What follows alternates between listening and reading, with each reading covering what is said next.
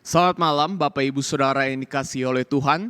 Kita bersyukur kepada Tuhan karena malam ini kita dapat bersekutu bersama dengan Dia. Memang sekalipun kita bersekutu dari tempat kita masing-masing, tetapi kita percaya setiap pujian yang kita angkat, setiap doa yang kita sampaikan kepada Tuhan, dan juga firman yang nanti akan kita renungkan bersama, itu semua dapat menyenangkan hati Tuhan, dapat menjadi sebuah persembahan yang harum di hadapan Tuhan. Dan biarlah setiap pujian, hormat, dan kuasa hanya bagi Allah kita, Yesus Kristus. Mari kita sama-sama berdoa di hadapannya. Bapa, di tengah kesibukan kami mau bersyukur kepadamu. Karena Engkau tetap menyertai, Engkau tetap melindungi kami. Dari awal kami membuka mata kami sampai dengan detik ini. Itu semua hanya karena belas kasih yang berasal daripadamu. Tuhan, kami juga bersyukur kalau di momen seperti ini kami dapat meluangkan waktu kami, memberikan waktu kami yang terbaik untuk bersekutu bersama dengan Tuhan. Dan biarlah persekutuan ini menjadi persembahan yang harum di hadapan-Mu. Persekutuan ini juga dapat memberikan kekuatan dan kelegaan bagi setiap kami yang haus dan rindu akan Engkau. Kami menyerahkan semuanya ke dalam tangan-Mu dan biarlah juga kehendak-Mu yang terjadi. Di dalam nama Tuhan Yesus kami berdoa dan mengucap syukur. Amin.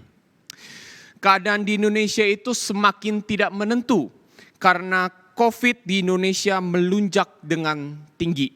Kita benar-benar tidak tahu apa yang akan terjadi pada hari ke depan. Apakah Indonesia akan tetap seperti ini sampai dengan beberapa tahun ke depan?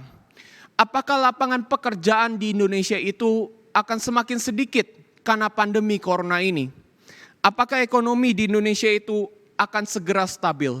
Kita tidak tahu akan hal-hal ini Bapak Ibu Saudara. Tetapi kita tahu satu hal yang pasti. Tuhan tetap akan menuntun setiap langkah hidup kita. Karena kita tidak berjalan sendiri. Ada Yesus Kristus yang berjalan bersama-sama dengan kita.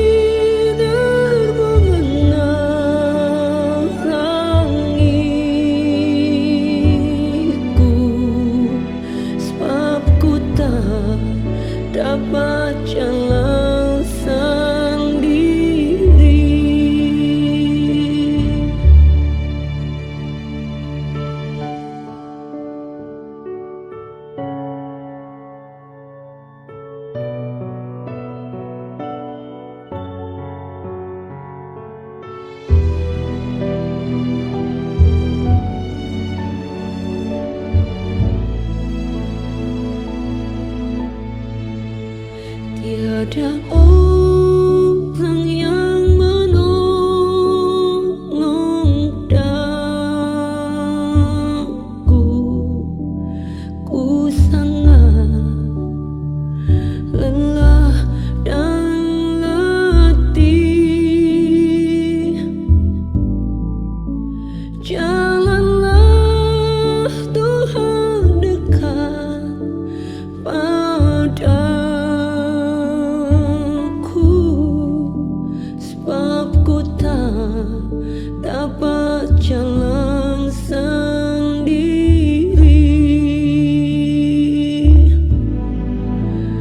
Ku tak dapat jalan sendiri.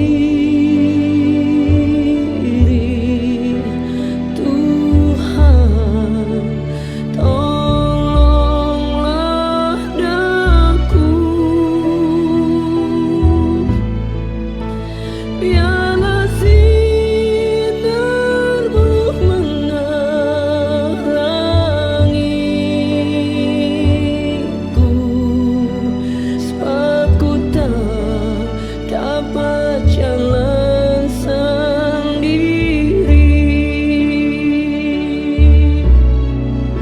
Ku tak dapat jalan sendiri.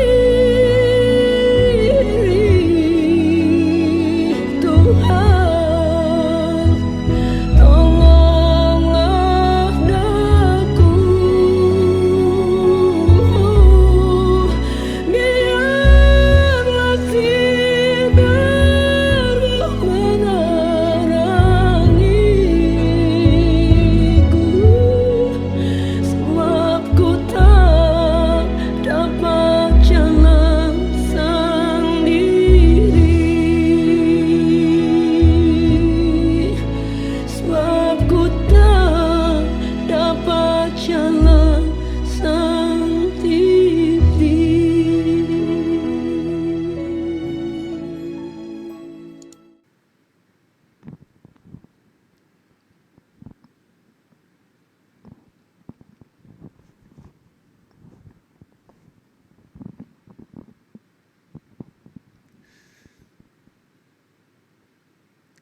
Kini tiba saatnya bagi kita untuk menaikkan beberapa pokok doa di hadapan Tuhan. Yang pertama, kita akan berdoa untuk penanganan corona di Indonesia. Dan saat ini kasus corona di Indonesia itu melonjak dengan drastis. Bahkan berdasarkan berita dari CNN Indonesia, dikatakan pada satu hari ada 12.000 orang lebih yang positif corona. Dan ini adalah hal yang mengerikan sekali. Karena itu Bapak Ibu Saudara, saya mengajak kita untuk berdoa agar pemerintah dapat mengambil tindakan yang tegas untuk menekan angka penyebaran daripada COVID yang ada di Indonesia. Dan juga kita sebagai masyarakat dapat mengendalikan diri agar kita tidak semakin menyebarluaskan penyebaran COVID ini. Mari kita doakan hal ini bersama-sama. Bapa, kami ingin berdoa bagi negara kami, negara Indonesia. Pada saat ini, negara Indonesia sangat bergumul dengan isu daripada COVID. Karena ada begitu banyak orang yang terpapar, yang dinyatakan positif dengan corona. Tuhan, kami mohon belas kasih yang berasal daripada-Mu. Kami tidak mampu, kami tidak mengerti, bahkan kami juga tidak tahu apa yang akan terjadi ke depan. Tetapi kami percaya Tuhan yang memegang negara Indonesia. Segala yang terjadi di negara Indonesia tidak terlepas dari kedaulatan-Mu. Karena itu kami mohon berikan hikmat kepada pemerintah. Biarlah mereka boleh bekerja dengan baik. Mereka boleh menekan angka penyebaran daripada COVID ini. Dan biarlah kami juga sebagai masyarakat dapat menahan diri kami. Kami dapat mengontrol diri kami. Sehingga kami tidak menjadi orang-orang yang juga ikut menyebarkan penyebaran COVID ini. Kami mohon belas kasih yang berasal daripada-Mu Tuhan.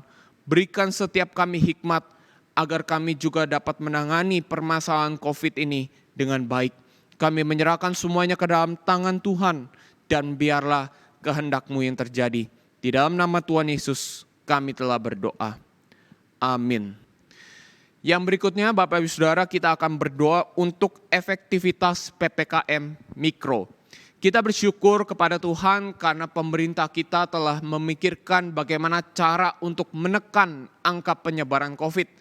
Dan salah satu caranya adalah dengan melakukan PPKM Mikro. Karena itu mari kita doakan agar PPKM Mikro ini bisa berjalan dengan baik, sehingga masyarakat dapat menekan angka penyebaran COVID tanpa mematikan roda ekonomi yang ada di Indonesia. Mari kita doakan hal ini bersama-sama. Bapa, kami bersyukur kepadamu karena Engkau tetap menyertai negara Indonesia. Engkau tetap memakai pemerintah yang ada di Indonesia. Bahkan pemerintah juga sudah membuat sebuah usulan, membuat satu cara untuk menekan penyebaran daripada COVID, yaitu dengan melakukan atau menerapkan PPKM Mikro. Tuhan, kami tahu bahwa setiap rencana yang kami buat tidak sempurna. Pasti ada hal-hal yang tidak menguntungkan atau ada hal-hal yang downside. Tetapi kami percaya bahwa Tuhan yang tetap akan menyempurnakan rencana ini, dan biarlah melalui PPKM Mikro ini kami pun juga boleh memberikan kontribusi kami bagi negara ini. Biarlah juga negara ini boleh mengendalikan, boleh mengatasi permasalahan COVID dengan baik, dan biarlah juga ekonomi Indonesia boleh tetap pulih sedikit demi sedikit melalui PPKM Mikro ini. Kami mau menyerahkan semuanya ke dalam tangan Tuhan, dan biarlah kehendak-Mu yang terjadi. Di dalam nama Tuhan Yesus kami telah berdoa. Amin. Yang berikutnya, mari kita berdoa untuk penangkapan pelaku di Taman Sari, Jakarta Barat. Kalau ada Bapak Ibu Saudara tidak tahu, jadi di Taman Sari di Jakarta Barat itu ada 10 orang yang sedang berpesta miras, dan salah satu dari mereka menembak korban yang pada saat itu menegur mereka. Dan sekarang korban itu sedang dirawat di Rumah Sakit Cipto Mangunkusumo. Karena itu kita doakan agar aparat keamanan dapat menangkap 10 orang ini yang berpesta miras ini. Karena mereka tidak hanya mengancam kesehatan dari setiap warga yang ada di Jakarta, terutama di tengah masa pandemi COVID seperti ini, tetapi mereka juga hampir melayangkan jiwa atau nyawa daripada satu orang yang tidak bersalah. Mari kita doakan hal ini bersama-sama. Bapa, kami berdoa secara khusus untuk penangkapan daripada 10 orang yang berpesta miras di Jakarta yang ada di Taman Sari. Mereka berpesta miras tanpa memikirkan keamanan dan kesehatan daripada orang lain. Mereka begitu egois, mereka lebih mementingkan kesenangan mereka sendiri daripada keselamatan orang lain. Bahkan salah satu dari mereka juga berani untuk menembak, tidak ragu-ragu untuk menghilangkan nyawa daripada orang yang tidak bersalah. Tuhan, kiranya Engkau yang menggerakkan aparat keamanan, mereka dapat ditangkap dan mereka dapat diberikan hukuman yang setimpal dengan perbuatan mereka. Dan biarlah kehendak-Mu yang terjadi. Berikan ketenangan juga kepada keluarga daripada korban, karena kami yakin keluarga dari korban pada saat ini pasti sedang berduka karena anggota keluarga mereka harus masuk rumah sakit. Kami mau menyerahkan semuanya ke dalam tangan Tuhan, dan biarlah kehendak-Mu yang terjadi. Di dalam nama Tuhan Yesus kami telah berdoa. Amin. Yang berikutnya mari kita doakan untuk setiap keluarga Kristen di tengah pandemi corona ini. Mari kita doakan agar setiap keluarga Kristen itu tetap menjaga keharmonisan antara anggota keluarga. Mereka tetap saling memperhatikan satu sama lain, tetap saling mendoakan satu sama lain, bahkan juga saling menjaga antara satu sama lain di tengah pandemi seperti ini. Mari kita doakan hal ini bersama-sama. Bapa, kami berdoa secara khusus bagi setiap keluarga Kristen dimanapun mereka berada pada saat ini. terutama di tengah masa-masa pandemi seperti ini. Tuhan, berikan mereka hikmat yang berasal daripadamu. Biarlah mereka tetap menjaga keharmonisan mereka sekalipun keadaan semakin tidak menentu seperti hari ini. Tuhan, Kau juga kiranya yang memberikan kekuatan kepada mereka untuk saling menjaga satu sama lain, untuk saling mengingatkan satu sama lain, untuk saling mendoakan satu sama lain. Dan biarlah kalau memang di antara keluarga Kristen hari ini ada yang sedang menghadapi permasalahan, ada yang sedang berantem, bahkan ada juga yang keadaannya di ujung tanduk. Mohon berikan belas kasih yang berasal daripadamu. Kiranya mereka tetap menjaga, mereka dapat mempertahankan kehidupan pernikahan mereka, kehidupan daripada keluarga mereka.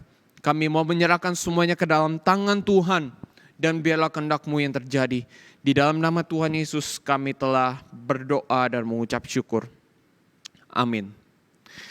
Yang berikutnya mari kita berdoa untuk UNICEF.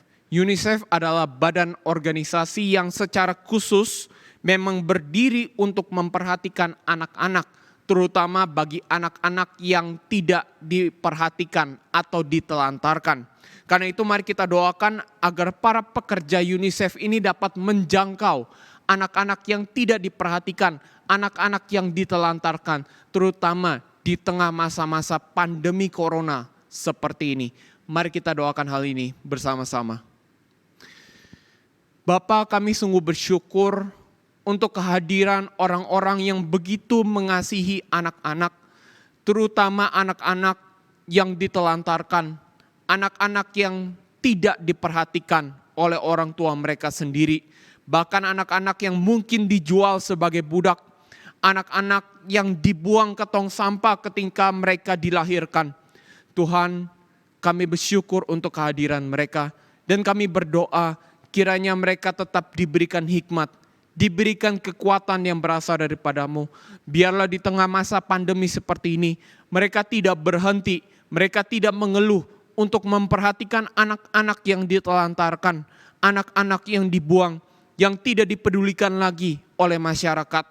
Tuhan, berikan mereka hikmat, berikan mereka kekuatan, dan biarlah setiap kebutuhan yang mereka perlukan untuk menjaga, untuk menumbuh kembangkan anak-anak yang ditelantarkan, itu semua dapat dicukupkan oleh Engkau sendiri. Kami mau menyerahkan semuanya ke dalam tangan-Mu, dan biarlah juga kehendak-Mu yang terjadi. Di dalam nama Tuhan Yesus kami telah berdoa dan mengucap syukur. Amin. Yang terakhir Bapak Ibu Saudara, kita akan berdoa untuk orang-orang yang terpikir bunuh diri. Di tengah masa pandemi seperti ini, di tengah masa-masa yang sulit seperti ini, pasti ada banyak orang yang terpikir ingin bunuh diri. Bahkan saya tidak tahu, mungkin saja di antara kita hari ini yang sedang mengikuti persekutuan pada malam ini, mungkin di antara kita ada juga yang terpikir untuk bunuh diri. Karena itu mari kita doakan bersama-sama untuk mereka yang memiliki pemikiran untuk mengakhiri hidup mereka. Biarlah juga Tuhan yang memberikan pengharapan, memberikan kekuatan kepada mereka.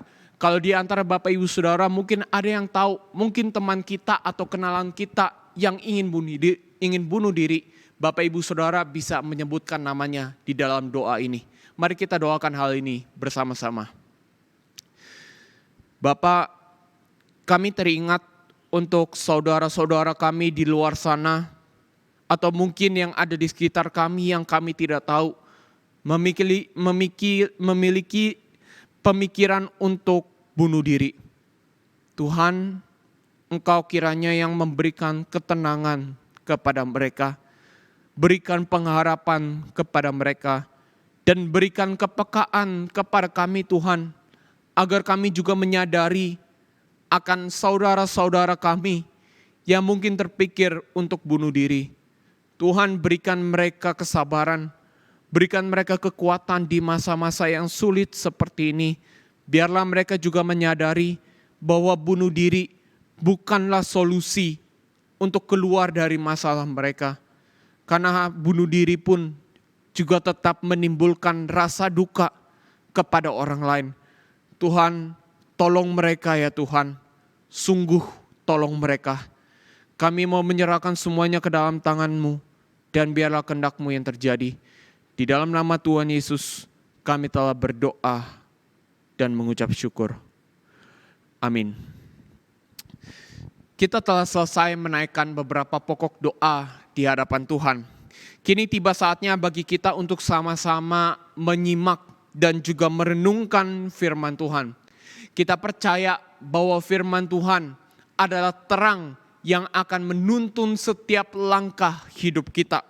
Kita hidup bukan untuk memuaskan keinginan kita, tetapi kita hidup untuk menyenangkan hati Tuhan, melakukan apa yang menjadi kehendak Tuhan.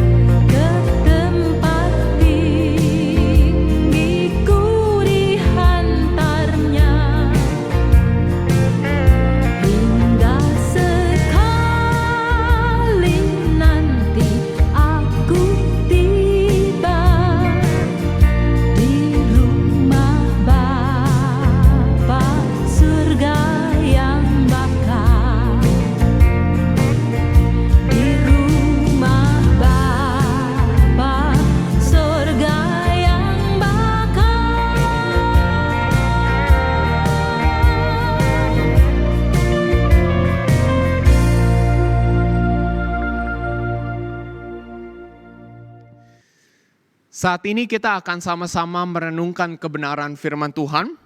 Dan perenungan singkat kita pada malam ini akan membahas tentang hukum ketujuh daripada hukum Taurat, yaitu larangan berzina. Tetapi sebelum kita sama-sama merenungkan kebenaran firman Tuhan, saya mengajak kita untuk sama-sama berdoa terlebih dahulu. Mari kita tundukkan kepala kita berdoa di hadapannya. Bapa, kami telah selesai mengangkat pujian, kami juga sudah menyampaikan setiap pokok doa kami. Sekarang kami ingin merenungkan kebenaran firman-Mu. Biarlah Roh Kudus yang memberikan ketenangan kepada setiap kami, agar kami dapat memahami apa yang ingin Engkau sampaikan kepada kami. Dan biarlah kami boleh merenungkan firman ini dengan baik, dan kami dapat melakukannya di dalam kehidupan kami sehari-hari. Kami menyerahkan semuanya ke dalam tangan Tuhan, dan biarlah kehendak-Mu yang terjadi. Di dalam nama Tuhan Yesus kami telah berdoa. Amin. Mari Bapak Ibu Saudara, kita buka Keluaran pasal 20 ayatnya yang ke-14. Keluaran pasalnya yang ke-20 ayat ke-14. Saya akan membacakannya bagi Bapak Ibu Saudara sekalian. Demikian bunyi firman Tuhan. Keluaran 20 ayat 14. Jangan berzina. Bapak Ibu Saudara, sebelum mendalami tentang perzinahan, kita harus mengetahui terlebih dahulu apa yang dimaksud dengan perzinahan itu sendiri. Kenapa penting bagi kita untuk memahami hal ini? Karena bisa jadi beberapa dari kita belum mengerti, belum memahami apa yang dimaksud dengan perzinahan. Kalau kita melihat ke dalam kamus Merriam-Webster, maka perzinahan itu disebut sebagai hubungan seksual yang dilakukan antara orang yang sudah menikah dengan orang lain yang bukan pasangannya. Saya ulangi Bapak Ibu Saudara, perzinahan adalah hubungan seksual yang dilakukan antara orang yang sudah menikah dengan orang lain yang bukan pasangannya.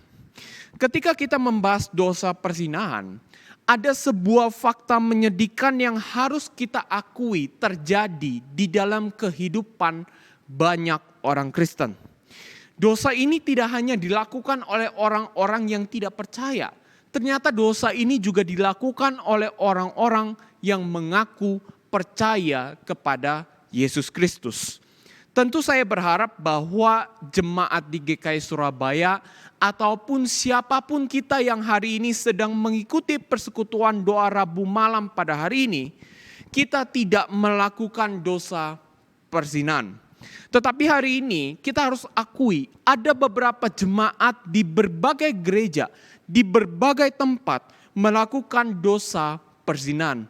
Bahkan seorang hamba Tuhan pun juga melakukan perzinahan. Sekalipun tidak semua hamba Tuhan, tetapi ada beberapa hamba Tuhan yang melakukan dosa perzinahan. Dan ini adalah hal yang sangat ironis. Karena kalau kita lihat ke dalam pembacaan kita hari ini, kita melihat Tuhan melarang kita untuk melakukan dosa perzinahan. Dan larangan itu dapat kita lihat dengan jelas di dalam perikop pembacaan kita pada malam ini. Tuhan memberikan larangan kepada bangsa Israel untuk mereka tidak melakukan perzinahan. Mungkin kita bertanya, loh ngapain ya Tuhan perlu memberikan larangan agar bangsa Israel tidak melakukan perzinahan pada saat itu? Bapak Ibu Saudara, sebenarnya ada dua tujuan. Kenapa Tuhan memberikan larangan agar bangsa Israel tidak melakukan perzinahan? Jadi yang pertama, Tuhan tidak ingin bangsa Israel mencemari pernikahan mereka yang kudus. Bapak Ibu Saudara, sebagai orang Kristen, kita harus memahami bahwa pernikahan itu adalah sesuatu yang sifatnya sakral, sesuatu yang sifatnya kudus. Jadi pernikahan itu bukan sekedar sebuah tindakan yang dilakukan oleh sepasang kekasih untuk membawa hubungan mereka ke jenjang yang lebih serius. Bukan sekedar itu, Bapak Ibu Saudara. Sebagai orang Kristen, kita harus memahami seperti ini. Pernikahan adalah momen di mana kita bisa melihat gambar Allah diekspresikan dengan sempurna ketika sang pria dan sang wanita memenuhi dan melengkapi antara satu sama lain. Itulah sebabnya pernikahan itu dianggap harus dipandang sebagai sesuatu yang sakral. Nah, tetapi pernikahan yang sakral ini menjadi bernoda kalau sang suami atau sang istri melakukan perzinahan. Jadi Tuhan sebagai Allah yang menciptakan pernikahan yang sifatnya kudus, yang sifatnya sakral itu, tentu tidak mau anak-anaknya itu mengotori atau menodai pernikahan yang sifatnya kudus itu dengan sebuah dosa. Dan dosa itu adalah dosa perzinahan. Karena hal ini dicatat dengan jelas di dalam Ibrani 13 ayatnya yang keempat. Itulah sebabnya Tuhan memberikan perintah kepada bangsa Israel sebuah larangan agar mereka tidak melakukan perzinahan. Tetapi perintah jangan berzina itu bukan sekedar untuk membuat bangsa Israel tidak menodai pernikahan mereka yang sifatnya kudus, yang sifatnya sakral.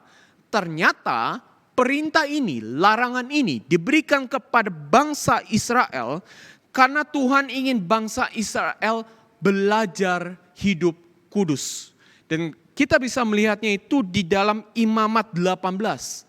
Ayatnya yang pertama sampai dengan yang kelima.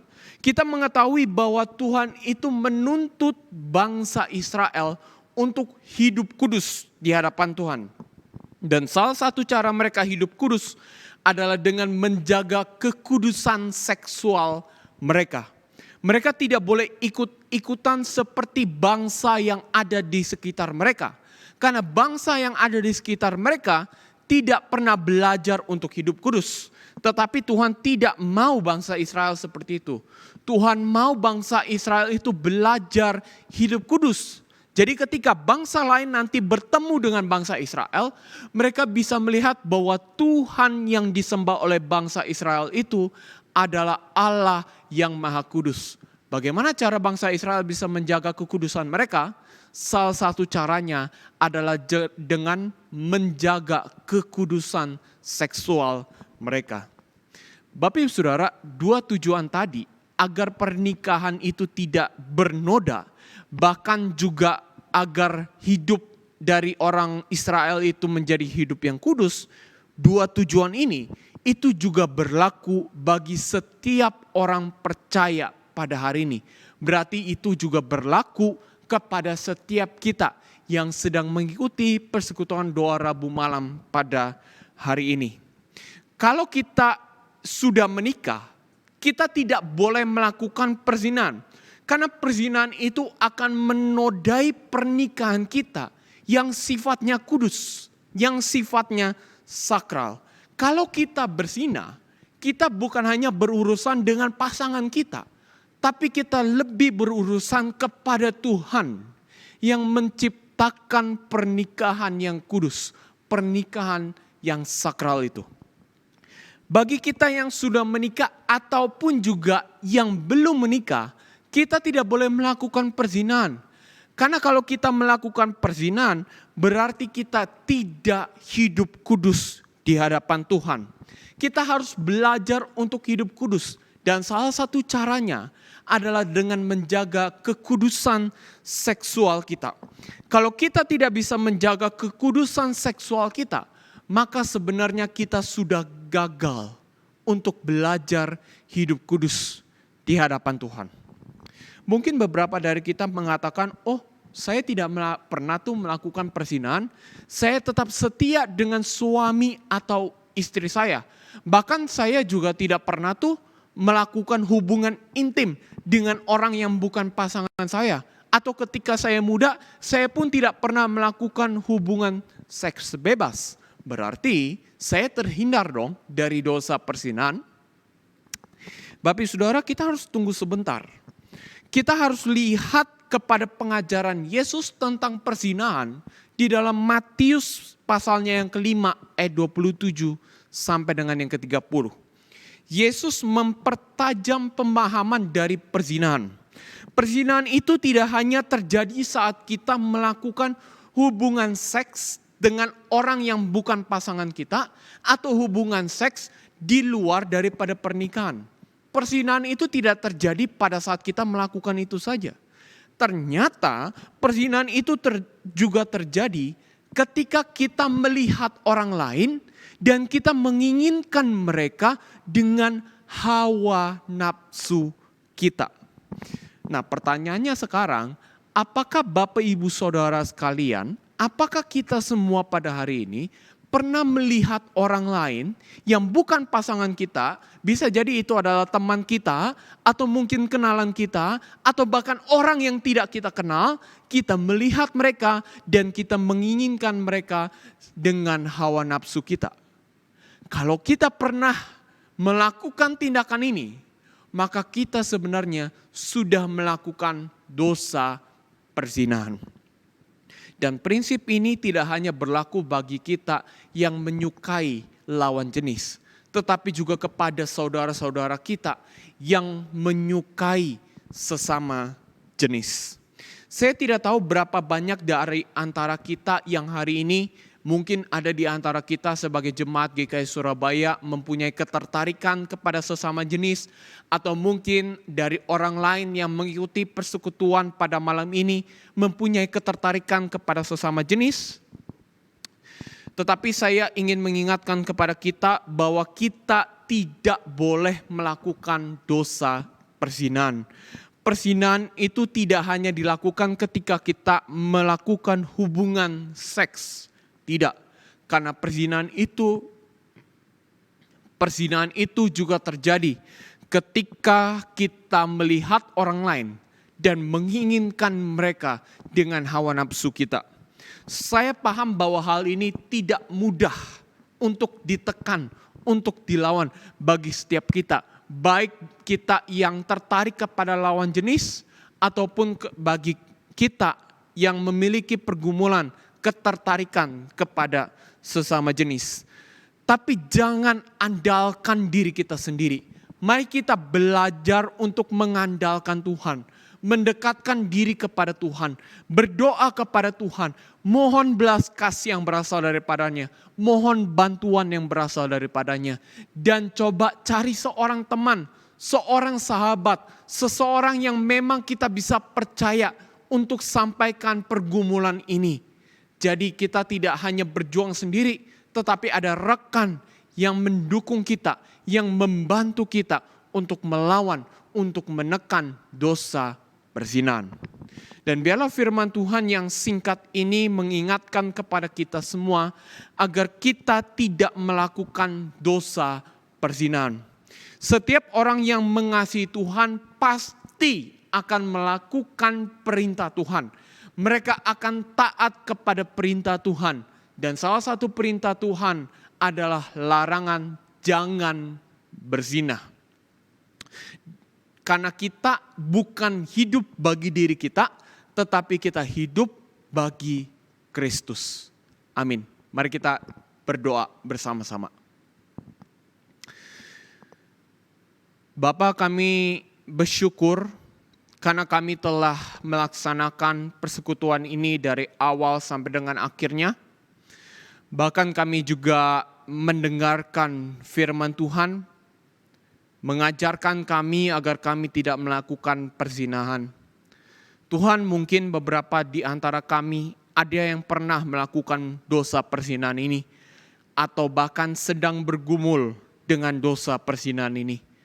Kami mohon belas kasih yang berasal daripadamu, berikan kami kekuatan Tuhan, dan ampuni kami juga kalau kami begitu lemah dengan dosa perzinahan. Tuhan, berikan kami kekuatan dan ajarkan kami, bentuk kami untuk taat kepada perintah-Mu, bukan taat kepada keinginan kami yang sudah dicemari oleh dosa. Dan Bapa, kami juga berdoa bagi setiap umat-Mu yang sudah mengikuti persekutuan pada malam ini. Biarlah mereka mendapatkan kekuatan, mendapatkan penghiburan, dan mereka juga bisa bertumbuh di dalam Engkau. Biarlah setiap orang yang mungkin masih berhalangan hadir di dalam persekutuan doa Rabu malam ini, atau mereka ada yang sedang bekerja atau melakukan aktivitas lain, kiranya mereka juga dilindungi oleh Engkau. Berikan mereka juga sukacita yang berasal daripadamu, dan biarlah mereka rindu, mereka haus untuk ikut bersekutu bersama dengan saudara seiman seperti pada malam ini. Kami mau menyerahkan setiap pergumulan kami juga ke dalam tangan-Mu. Kami percaya Engkau yang akan memimpin dan menyertai kami. Kami menyerahkan semuanya ke dalam tangan Tuhan, dan biarlah kehendak-Mu yang terjadi. Di dalam nama Tuhan Yesus kami telah berdoa. Amin.